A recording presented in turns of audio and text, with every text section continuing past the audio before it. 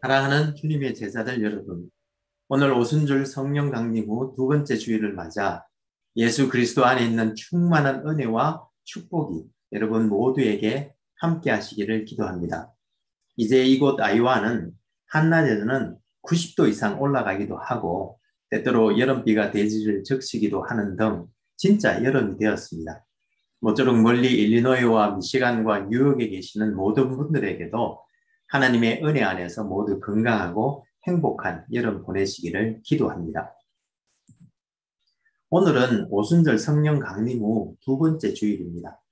화면에 교회력에서 보시는 것처럼 성령 강림 주일은 다음 주일 다음부터 대강절 전까지를 Ordinary Time, 한글로는 평상시간 혹은 평산기간 등으로 불리는 평상절기를 보내는데 추수감사주일을 포함하여 총 26주 동안 지키게 됩니다. 그래서 제가 오늘 예배를 시작할 때 성령 강림 후 두 번째 주일이라고 선포하면서 시작한 것인데요. 이 평상절기 기간 동안 특별히 우리 모두가 성령님의 도우심을 입고 그리스도인으로서 삶의 훈련을 받는 가운데 주 안에서 성장하는 복된 절기가 되기를 소망합니다. 그럼 오늘 성령 강림 후 두 번째 주일 혹은 평상절기 두 번째 주일 아침에 하나님의 영광의 예배에 초대받고 함께 하신 여러분 모두를 환영하며 사랑의 하나님, 우리 구주가 되시는 주님, 또 우리를 성화시켜 가시는 성령님을 예배하는 자리로 함께 나갔으면 좋겠습니다. 그의 계명을 지키는 자는 주 안에 거하고 주는 그의 안에 거하시나니 우리에게 주신 성령으로 말미암아 그가 우리 안에 거하시는 줄을 우리가 아느니라. 요한일서 3장 24절 말씀입니다. 하늘과 땅들아 기뻐하라. 주께서 성령을 통하여 그의 공의와 사랑으로 온 땅을 영원히 통치하시는도다. 온 땅의 인생들아 하나님 아버지를 찬송할지로다. 우리가 그를 힘입어 살며 기도하며 존재하기 때문이니라. 같이 기도하심으로 주님 은혜의 보좌 앞으로 나가시겠습니다. 거룩하신 하나님 아버지, 오늘 성령 강림 후 두 번째 주일을 맞아 이 세상과 또 오는 세상의 모든 통치와 권세와 이름 위에 뛰어나신 교회의 머리 되신 우리 주 예수 그리스도로 말미암아 왕노릇하게 해주심에 감사와 찬송을 올려드립니다. 하나님 아버지, 지금 이 시간 우리가 성령과 진리로 예배드릴 때에 여기 함께한 모든 주님의 백성들에게 영광으로 임하여 주옵시되 아버지의 크신 사랑 안에서 우리 주 예수 그리스도의 은혜와 성령님의 능력 주심이 우리 모두를 충만케 하여 주옵시고 저희들이 올려드리는 감사와 찬송과 영광을 하나님 아버지 홀로 받아 주옵소서. 영광의 주님, 우리 주님 예수님 이름으로 기도합니다. 아멘. 오늘 하나님께서는 마태복음 28장 16절에서 20절 말씀을 통해서 우리들에게 말씀하십니다. 제가 읽어드릴 때에 여러분의 마음에 하나님께서 친히 말씀해 주실 줄 믿습니다. 이것은 하나님의 말씀입니다. 11 제자가 갈릴리에 가서 예수께서 지시하신 산에 이르러 예수를 배웠고 경배하나 아직도 의심하는 사람들이 있더라. 예수께서 나와 말씀하여 이르시되 하늘과 땅의 모든 권세를 내게 주셨으니 그러므로 너희는 가서 모든 민족을 제자로 삼아 아버지와 아들과 성령의 이름으로 세례를 베풀고 내가 너희에게 분부한 모든 것을 가르쳐 지키게 하라. 볼지어다 내가 세상 끝날까지 너희와 항상 함께 있으리라 하시니라. 이것은 하나님의 말씀입니다. 다 같이 감사합니다. 하나님. 잠시 기도하시겠습니다. 오 주님, 지금 이 시간 하나님의 말씀을 듣기를 원합니다. 하늘의 지혜와 진리의 말씀을 우리가 들을 때에 성령의 조명하심으로 우리의 마음을 여시고 말씀을 깨닫게 하여 주옵시되 주님의 생명의 말씀에 순종하는 은혜를 더하여 주옵소서. 성령을 보내주신 우리 주님 예수님 이름으로 기도합니다. 아멘. 오늘 성령 강림 후 두 번째 주일을 맞아 여기에 함께 하신 모든 분들에게 우리 하나님 아버지의 크신 사랑과 우리 주 예수 그리스도의 은혜와 성령님의 능력이 충만하시기를 기도합니다. 한 여론조사 기관이 65세 이상 된 할아버지들에게 손자에게 해주고 싶은 말을 딱 한 가지만 고른다면 이라고 물었습니다. 여러분, 어떤 대답이 나왔을까요? 만약 여러분들에게 이런 질문을 한다면 무엇이라고 대답하시겠습니까? 예, 놀랍게도 할아버지들께서 어떤 꼽은 대답은 바로 남을 사랑하라는 말이었는데 무려 60% 이상의 할아버지들께서 이 말을 꼽았다고 합니다. 참 놀랍지 않습니까? 그리고 그 다음으로 꼽힌 것은 정직하라는 말이었습니다. 이기주의가 모든 가치들을 압도하는 듯한 이 각박한 세상에 그래도 할아버지들이 손자들에게 가장 해주고 싶은 말이 남을 사랑하라는 말과 정직하라는 말이었다니 과연 이 질문을 교회 내에서 해도 이런 대답이 나올까 하는 생각을 해보았지만 하나님의 일반 은총이 이렇게도 크다는 사실에 놀라며 잠깐이나마 미래에 대한 소망을 가져보았습니다.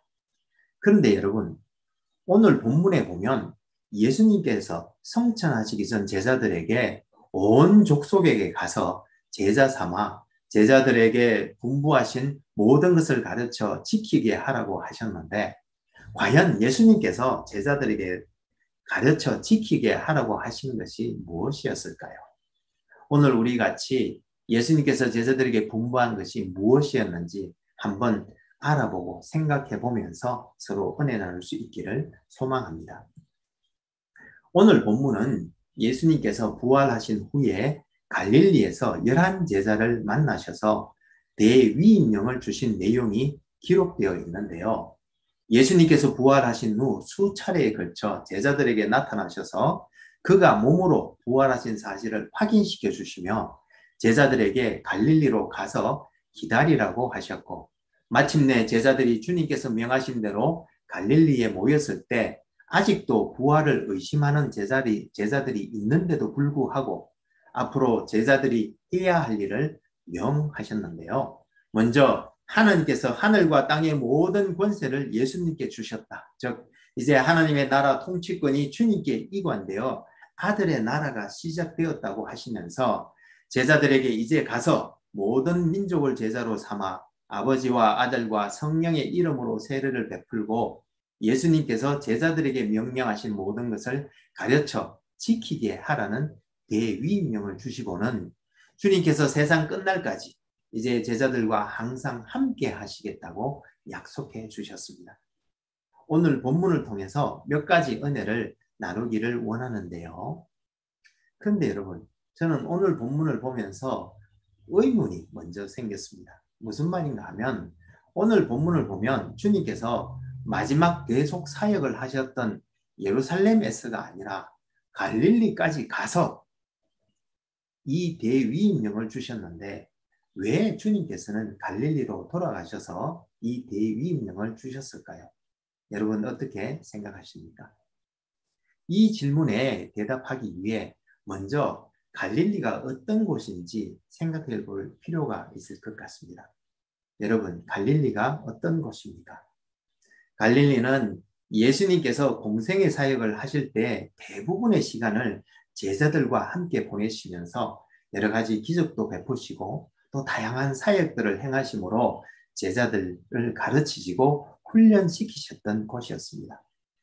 그리고 또한 갈릴리는 오늘 본문에서 보시는 것처럼 주님의 마지막 십자가의 대속 사역에 엄청난 충격을 받았던 제자들을 치유해 주셨던 곳이며 동시에 예수님을 배반했던 베드로와 몇몇 제자들이 예수님께서 명하신 대로 먼저 갈릴리로 돌아와 예수님께서 오시기를 기다리다가 갈릴리 바다에서 밤낚시를 나갔지만 한 마리도 잡지 못하고 새벽을 맞았는데 그때 주님께서 나타나셔서 엄청난 물고기를 잡는 기적을 베풀어 주셨고 그제서야 예수님을 알아본 제자들에게 조반 아침을 지어 먹이신 후에 베드로의 마음을 치유하고 회복시켜 주셨던 곳이 바로 갈릴리였습니다.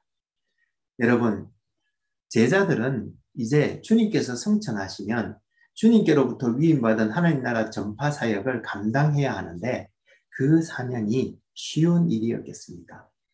요한복음 16장 33절을 보면 예수님께서 제자들에게 세상에서는 너희가 환난을 당할 것이라고 말씀하셨던 것처럼 제자들의 길도 그의 스승이 가셨던 길처럼 환난의 길이었으며 마침내 그들도 순교해야만 했던 그런 고난의 길이었습니다. 그런 환난과 고난의 길을 갈 때 그들이 붙들 수 있는 것은 너희가 세상에서는 환난을 당할 것이지만 담대하라 내가 세상을 이기었노라는 주님의 말씀들과 함께 또 주님과 함께 했던 그 갈릴리에서의 추억들과 또 부활하신 갈릴리 바다에서 손수 지어주셨던 그 따뜻한 아침 식사와 또 주님의 용서와 회복의 말씀들이지 않겠습니까? 그래서 주님께서는 제자들을 다시 갈릴리로 부르셔서 그런 기억들을 공유하신 후 주님의 대위임령을 주셨던 것인데요. 주님의 제자된 우리들 모두에게도 힘들 때마다 이렇게 새 힘을 얻을 수 있는 갈릴리가 한둘쯤 있었으면 좋겠습니다. 그리고 오늘 본문 중에는 또 이상한 말씀이 있었는데요. 그것은 17절에 아직도 의심하는 제자들이 있더라는 말씀이었습니다. 여러분, 예수님께서 부활하신 후 제일 먼저 하신 일이 무엇이었습니까? 예수님께서 부활하신 후 제일 먼저 하셨던 일은 바로 예수님의 부활을 믿지 못하고 시리에 빠진 제자들에게 나타나셔서 부활을 확인시켜 주신 일이었습니다. 주님께서 부활하셨다는 천사의 말을 믿지 못하고 주님의 시신을 누가 훔쳐갔다고 생각하며 울고 있던 막달라 마리아에게 나타나신 일도 또 엠마오로 가던 두 제자들에게 나타나신 일도 그리고 마가다락방에 나타나셔서 예수님을 보고도 예수님을 귀신이라고 의심하는 제자들에게 손과 발을 보이시고 그들 앞에서 생선을 드셨던 일도 또 의심 많은 도마에게 나타나서 주님의 손바닥을 보고 또 주님의 옆구리에 손을 넣어보라고 하신 것도 모두 부활을 믿지 못하는 제자들에게 주님의 부활을 확인시켜 주시기 위한 것이었습니다. 그리고 심지어 마가의 다락방에서 문을 걸어 잠그고 두려워 떨고 있던 그들에게 예수님께서는 평강을 기원하시며 성령을 주셨는데 이는 공식적인 파송식의 기름 부으심과 함께 40일 동안 있을 하나님 나라에 대한 가르침을 잘 이해할 수 있도록 돕기 위한 것이었을 뿐만 아니라 성령의 위로와 힘과 확신을 얻을 수 있도록 해주시기 위함이셨습니다. 그런데 아직 의심하는 제자들이 있다니요. 여러분 이해가 되시나요? 그렇습니다.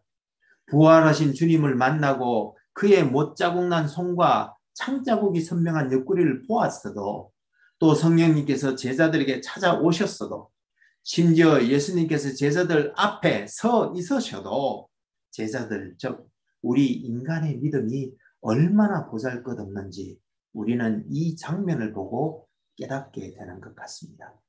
그런데 한편으로는 이런 우리 인간의 나약하고 보잘것없는 실존에 대한 인식은 사역을 시작하는 우리에게 너무도 중요한 것인데 이렇게 자기에게는 아무것도 선한 것이 없음을 뼈저리게 인지하고 더 이상 자기를 의지하지 않는 때가 되어서야 비로소 우리는 하나님의 힘과 능력과 지혜를 의지하여 하나님의 사역을 감당할 수 있기 때문입니다. 그래서 바울도 그의 여러 연약한 것들과 심지어 능력과 궁핍과 박해와 공고마저도 기뻐한다고 했는데 그 이유는 그가 약한 그때에 주님을 온전히 의지함으로 그리스도의 능력이 그에게 머문다는 사실을 깨달았기 때문이었습니다. 그렇습니다. 내가 약한 그때에 내가 강함이라는 고백을 하는 그때가 우리가 주님의 사역을 시작할 수 있는 때인 것입니다. 그리고 오늘 본문의 대위임령을 보면 실은 12제자를 임명하실 때 제자들에게 주신 3가지 사명과 매우 닮아 있다는 생각을 했습니다.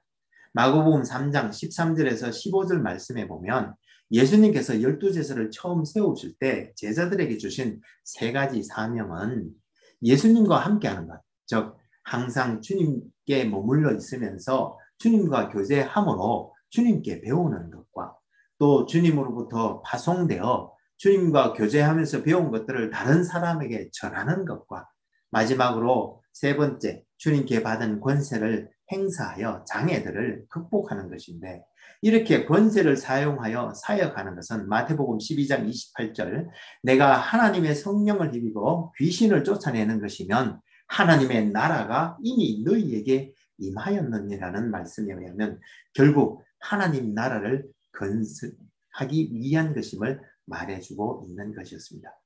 그런데 오늘 마태복음 28장 18절에서 20절까지의 대위임령도 제자들의 사명과 서로 같은 내용으로 순서만 바뀌었을 뿐 항상 주님과 함께 해야 된다는 사실과 주님께서 권세, 즉 하나님 나라 통치를 시작하셨다는 사실과 그리고 주님께로부터 받은 사명을 부여받아 이제 전도하는 것, 다른 말로 하면 제자들을 실천하라는 명령이 서로 닮아 있을 뿐만 아니라 결국 마태복음의 절정을 이루는 제자 삼으라는 명령이 두 가지 기독론적인 주장인 예수님의 권세와 영원히 함께 하심으로 묶여 있는 것이 서로 닮아 있음을 알 수 있었습니다. 여기서 예수님께서 받으신 권세와 영원한 임재의 약속은 예수님의 대위임령, 즉 제자도 명령의 역동성을 제공하고 있는데요. 먼저 하늘과 땅의 모든 권세를 받으셨다는 말씀은 결국 다니엘서 7장 14절 그에게 권세와 영광과 나라를 주고 모든 백성과 나라들과 다른 언어를 말하는 모든 자들이 그를 섬기게 하였으니 그의 권세는 소멸되지 아니하는 영원한 권세요 그의 나라는 멸망하지 아니할 것이니라는 예언의 말씀처럼 이제 예수님께서 다스리시는 인자의 나라가 도래하였고 그 나라를 다스리는 권세를 예수님께서 받으셨기에 이제 예수님께서는 천상 통치를 시작하실 테인데 이제 성령의 강림으로 탄생할 교회에게 아들의 나라를 이 땅에 전파하고 세워가는 사명을 위임하시는 것이 바로 오늘 본문의 대위임령이며 그 대위임령을 감당할 수 있도록 예수님께서는 20절에서 제자들에게 세상 끝날까지 내가 너희와 함께 하시겠다고 약속하셨던 것입니다. 그런데 이렇게 예수님께서 영원히 함께 하시겠다는 약속은 예수님께서 처음 공생의 사역을 시작하시면서 제자를 세우실 때도 예수님과 함께 있으라는 사명을 첫 번째로 주신 것과 일맥상통하며 오순절 성령 강림과 성령의 권능을 주신 것도 결국 이 사명을 감당하도록 하시기 위한 것인데 요한일서 3장 24절 말씀에 의하면 우리에게 주신 성령으로 말미암아 그가 우리 안에 거하시는 줄을 우리가 아느니라는 말씀처럼 예수님께서는 우리 안에 내주하시는 성령을 통하여 우리와 함께 하시면서 우리가 제자도의 사명을 완수할 수 있도록 도와주신다는 약속임을 확인할 수 있는 것입니다. 이와 같이 제자들에게 영원한 임재의 약속을 주신 것은 결국 가서 전파하는 것이 먼저가 아니라 주님과 함께 하는 것이 먼저이며 결국 사역의 열매는 그렇게 주님과의 교제라는 뿌리에서 나온다는 것을 알려주시기 위한 것이었습니다. 그래서 예수님께서는 요한복음 15장 5절에서 나는 포도나무요 너희는 가지라 그가 내 안에 내가 그 안에 거하면 사람이 열매를 많이 맺나니 나를 떠나서는 너희가 아무것도 할 수 없음이라고 말씀하셨던 것이며 로렌서 형제도 제자는 예수님과 24/7 즉 24시간 일주일 내내 함께하는 것을 훈련하는 사람이라고 말했던 것입니다.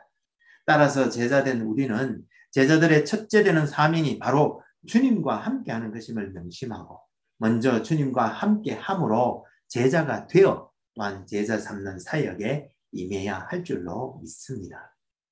그리고 이 제자도의 명령을 문법적으로 한번 깊숙이 살펴보면 실은 명령형 동사인 주동사는 제자 삼으라 하나뿐입니다. 그리고 가서 세례를 베풀고 가르쳐라는 세 가지 분사형이 이 제자 삼으라는 명령형 동사를 수식하고 있으며 지키게 하라는 부정사는 가르쳐라는 분사를 수식하고 있는 형태입니다. 따라서 여기서 제자를 삼는 것, 즉 작은 예수를 재생산하는 일은 결국 가는 것과 세례를 주는 것과 또 가르치는 것, 즉 가르쳐 지키게 하는 것, 이 세 가지 과업에 의해서 이루어진다는 것을 알 수 있는데요. 이 각각에 대해서 좀 더 알아보면 좋겠습니다. 먼저 예수님께서는 모든 민족으로 제자를 삼아 세례를 베풀라고 하셨는데요. 여기서 세례를 받는 개인에게 있어서는 예수의 피로 죄 씻음 받았음과 또한 말씀과 성령으로 옛사람이 죽고 새 사람으로 거듭났음을 나타내는 표시이자 보증인 물세례를 의미하지만 동시에 세례는 이제 하나님의 자녀가 되어 하나님의 언약 백성이 되는 것을 의미하기도 합니다. 따라서 세례를 받는다는 말은 또한 하나님의 백성, 즉 언약 공동체인 교회의 일원이 된다는 의미이기도 한 것입니다.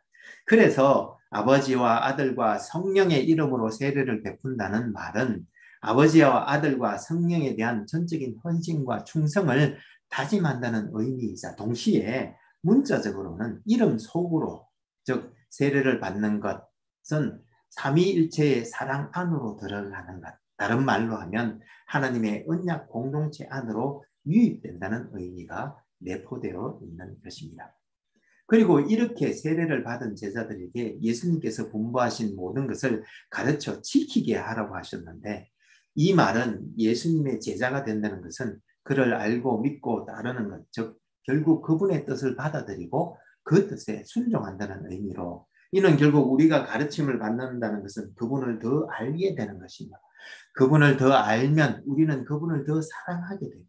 또 그분을 더 사랑하게 되면 더 가까이 그분과 동행하게 되는 것, 즉 그분을 더 가까이 따르게 되는 것을 말하는 것입니다. 그래서 데이빗 왓슨은 그의 책 제자도에서 순종이 없다면 진정한 믿음도 제자도도 없다고 말한 것이며, 키에르 케고르도 믿기 어렵다는 것은 실은 순종하기 어렵기 때문이라고 말했던 것입니다. 그러면 여러분, 예수님께서 가르치라고 한 것은 무엇이었나요? 오늘 본문에서 예수님께서는 아주 명확하게 예수님께서 분부하신 것, 즉 명령하신 것을 가르치라고 하셨습니다. 이 모든 예수님의 명령은 사복음서에 나오는 모든 예수님의 가르침을 말씀하시는 것인데, 그 많은 명령들을 몇 가지로 우리는 요약할 수 있겠는데, 저는 그것을 개인에 대한 것, 공동체에 대한 것, 그리고 세상에 대한 것 세 가지로 요약해보고 싶습니다. 먼저 개인에 대한 명령은 마태복음 11장 29절에서 나는 마음이 온유하고 겸손하니 나의 멍에를 메고 내게 와서 배우라 라고 말씀하신 것 같이 우리는 먼저 예수님의 온유와 겸손을 배워야 한다는 것입니다. 여기서 겸손이란 자기를 완전히 부인하고 하나님을 전적으로 의존하는 것이며, 온유란 언제 어디서든 순종하는 마음을 뜻하는 바, 제자된 우리는 하나님을 전적으로 신뢰하고 또 하나님의 뜻에 순종하여야 한다는 것을 가르쳐 지키게 하라고 말씀하고 있는 것입니다. 그리고 두 번째, 공동체에 대한 것은 요한복음 13장 34절에 서로 사랑하라는 세 계명인데, 이어진 35절에서 사랑은 바로 예수님의 제자들의 특징이라고 말씀해 주셨기 때문입니다. 여기서 예수님께서 서로 사랑하라고 하신 그 사랑의 삶은 구체적으로 두 가지 형태로 표현될 수 있는데, 즉 요한복음 13장 14절 서로 발을 씻어주는 것과 주께서 가르쳐 주신 주기도문에서 말하는 서로 용서하는 삶으로, 결국 주님의 제자된 우리들은 서로의 부족함과 연약함을 품어주고 또 서로의 실수마저도 용서해 주면서 발을 씻어주는, 즉 겸손히 서로를 섬기는 모습으로 살아야 한다고 말씀하신 것을 가르쳐 지키게 하라고 말씀하고 있는 것입니다. 그리고 마지막으로 세상에 대한 것은 가서 모든 민족을 제자 삼으라고 하시고 명하신 주님의 대위임령을 말씀하고 있는 것입니다. 그런데 여러분, 여기 서로 사랑하라는 명령도 실은 대위임령을 전제로 해석할 필요가 있는데요. 무슨 말인가 하면 19절에서 주님의 제자인 우리들은 이제 가서 제자를 삼아야 한다고, 즉 가야 한다고 말씀하고 있는데, 그것은 우리 각자가 파송되어 그곳에 하나님 나라를 세워야 할 사명지가 있는데, 그 사명지로 먼저 가야 한다는 말씀입니다.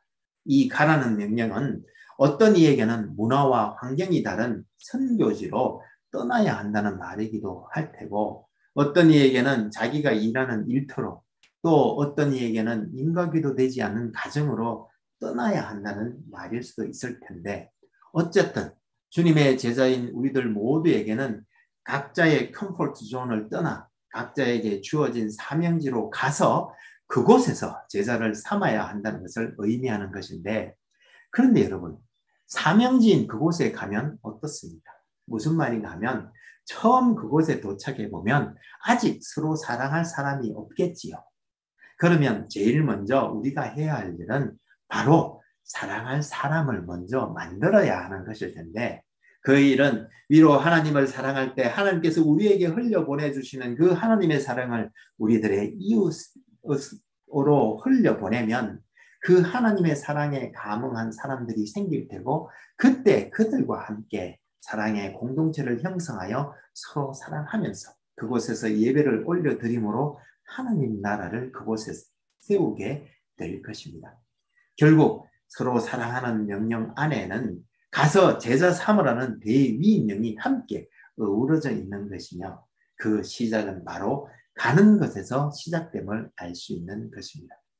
그래서 여러분, 교회라는 말과 사도라는 말 안에도 이러한 정체성이 잘 표현되어 있는데요. 무슨 말인가 하면 교회는 헬라어로 에클레스티아인데, 이는 부르심을 받은 자라는 뜻이고, 예수님께서 세우신 12제자를 사도라고도 하는데, 이 사도는 아포스톨로스, 즉 보냄을 받은 자라는 뜻이 있는 바, 결국 주님의 제자 공동체는 세상에서 부르심을 받아 그 공동체 안에서 가르침을 받고 성장하여 제자가 된 후에는 또다시 세상으로 보냄을 받는 그러한 구심력과 원심력이 함께하는 공동체임을 말하고 있는 것입니다.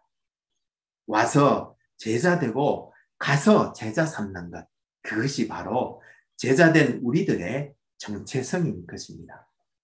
사랑하는 여러분, 오늘 우리는 주님의 이 대위임령을 통해 우리의 정체성을 바로 알게 되었습니다. 즉, 와서 제자 되고 가서 제자 삼는 것, 그것이 바로 우리의 정체성이었음을 깨닫게 되었는데, 이러한 사명을 감당할 수 있도록 예수님께서는 성령을 통하여 우리와 영원히 함께 하시며 친밀한 교제를 통하여 우리가 그에게까지 자라나도록 하시며, 동시에 내재하시는 성령님께서도 은사와 능력을 우리에게 주셔서 우리로 세상에 나가 주님의 제자를 삼으며 하나님 나라를 힘있게 선포할 수 있도록 도와주심을 알게 됐습니다. 사랑하는 여러분, 이런 주님과의 교제와 주님의 영광스러운 사명에 우리가 초대를 받았는데, 아직 부족하더라도, 아직 의심이 있더라도 지금 이 시간 같이 결단하고 형제 자매들과 함께 주님을 쫓아가지 않겠습니까? 그러면 저와 함께 기도하시면 좋겠습니다. 사랑하는 주님, 오늘 오순절 성령 강림 후 두 번째 주일날에 여기 있는 우리들 모두는 세상에서 부르심을 받고 와서 주님의 제자로 성장하여 이제 다시 세상으로 가서 모든 민족을 제자로 삼아야 하는 정체성을 가지고 있는 것을 깨닫게 해주셨고, 무엇보다도 이 하나님 나라 통치에 우리를 불러 사용하여 주심에 진심으로 감사를 드립니다. 하나님 아버지, 이 시간 우리들 모두는 성령을 통해서 우리 마음에 와 계시는 주님을 이제 우리 마음의 주인이자 왕으로 모시고, 이제 내가 사는 것이 아니라 내 안에 주님께서 사시고 다스리시고 인도하게 함으로 우리가 주님의 온유와 겸손을 닮은 주님의 제자가 되어 서로 사랑하며, 또한 가서 모든 민족으로 제자를 삼아 세례를 베풀고 주님께서 명하신 것을 가르쳐 지키게 함으로 하나님께 영광 올려드리는 우리 모두가 되게 하여 주옵소서. 성령님을 통하여 우리와 함께 하시며 우리를 인도하시는 우리 주님 예수님 이름으로 기도합니다. 아멘. 이제는 주님의 부르심을 받아 주님의 교회 안에서 참 제자로 성장하여 이제 가서 모든 민족을 제자로 삼아 세례를 베풀고 또 주님께서 명하신 것을 가르쳐 지키게 하므로 이 땅에 작은 예수들을 재생산하는 주님의 제자도 사역에 함께 하기로 다짐하는 하나님의 거룩한 백성들 위에 우리 주 예수 그리스도의 영원히 함께 하시는 은혜와 약속이 또 하나님 우리 아버지의 크신 사랑과 우리 안에 내주하시는 성령님의 은혜 주심과 권능 주심과 교통 교제케 하심이 이제로부터 영원히 함께 하옵시기를 간절히 축원하옵나이다. 아멘. 감사합니다, 여러분. 하나님의 사랑처럼 뜨거운 성령 강림 후 두 번째 주일날에 우리와 영원히 함께 하시며 은혜 주시기를 원하시는 우리 주님의 놀라운 은혜가 차고 넘치는 복된 날 되시기를 소망하며 모쪼록 건강하고 행복한 오순절 성령 강림 후 두 번째 주일 보내시기를 기도합니다. 혹 여러분들 중에 저희 주님의 제자들 교회를 도우시기를 원하시는 분은 페이팔 계정 info@churchbeyondborderscom으로 헌금해 주시면 감사하겠습니다. 그럼 다음 주에도 은혜로 만나 뵙겠습니다. 사랑합니다. 감사합니다. 축복합니다. 바이.